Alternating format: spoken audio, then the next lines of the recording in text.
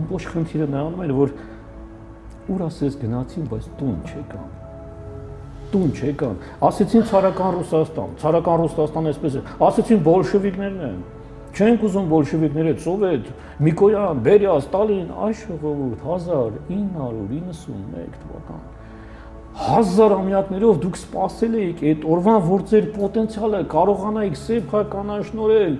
Աշխարհով մեկը կանգներ այն ժամանակ, ասենց 3-4 հատ գիրք աներ, ասել պարոնայք։ Ես չեմ ասում խելքի եկեք, բայց գոնե տուն եկեք։ Այդ ձեր խելքը թողեք գտե, բայց գոնե տուն եկեք, որովհետև 91 թվականին մենք արդեն լուրջ կորուստներ ունեինք։ Մենք լուրջ խնդիրների առջև էինք։ 91 թվականին մենք ունեինք համաշխարհային ադմիրալներ ունեինք։ Հիմա էլ կան այդ մարդիկ։ Չիլի, Բրազիլիայի, չգիտեմ ինչի, Ռուսաստանում Սերգեյ Ավակյանց ունեինք, չէ։ Մարդ այդքան մնաց այնտեղ, եկավ Ուկրաինայի պատերազմի համար Շոյգուի հետ այսպես արճակա